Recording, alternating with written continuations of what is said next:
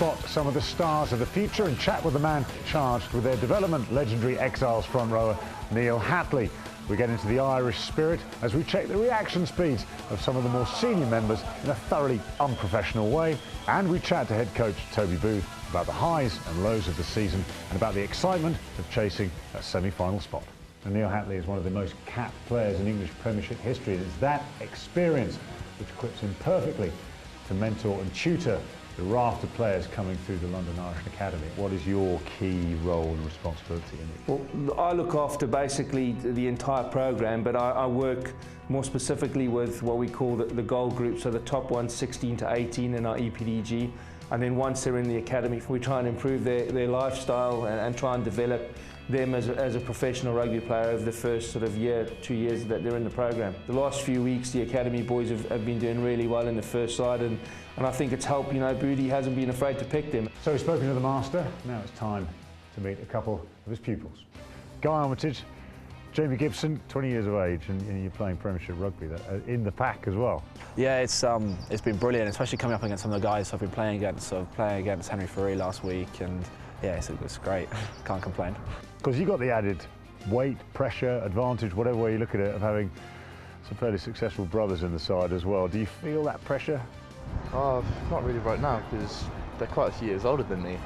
So right now, in terms of where I am, I'm quite pleased. I don't feel any pressure at all. The players are messing around trying to land balls on our cameras from distance. It has been a struggle for Irish. How do you cope? How do the players cope with that pressure? Well, it's difficult. You need to look at the fundamental reasons why, and and keep turning over every stone you can to try and assess performance, improve performance, and make sure that you keep a motivated bunch. It's a balance between having the quality and the quantity, and that's becoming more and more difficult. We've had a flat wage cap for 3 years now, and people, as they achieve, want more money, and there's only so much money to go around. Ultimately, as I've always said, this game's about the three laws, which is for players, which is about getting beasted, getting picked and getting paid. Shameless promotion of St. Patrick's Day. 3 of the more senior members of London Irish. We are going with one of the ultimate speed agility games. And if you lose, and Bob, I'm not expecting a long round from you on this one. We'll just ask you a few questions about Irish and about the game and how things are going. Good to go. Go for it.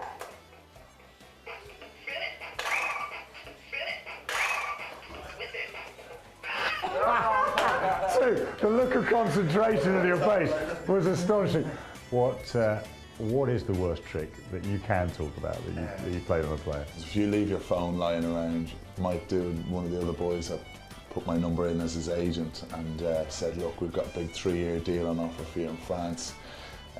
Would you leave Irish? And it was worrying how quickly he responded to the text.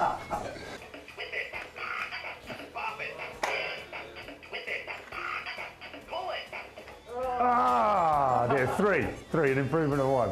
London Irish has this reputation of being such an open, friendly club. Who are the guys who really epitomise that?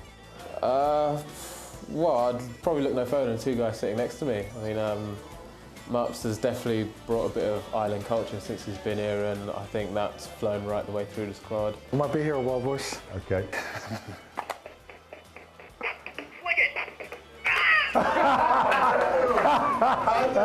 Just the one.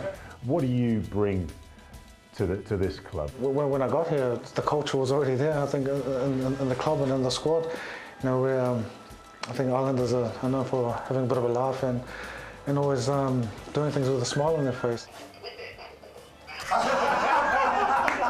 You couldn't take the pass. I was just like, what is he saying anyway? Whip it. I've absolutely no idea, but there are moments where I think you're just going to crush that. I want to.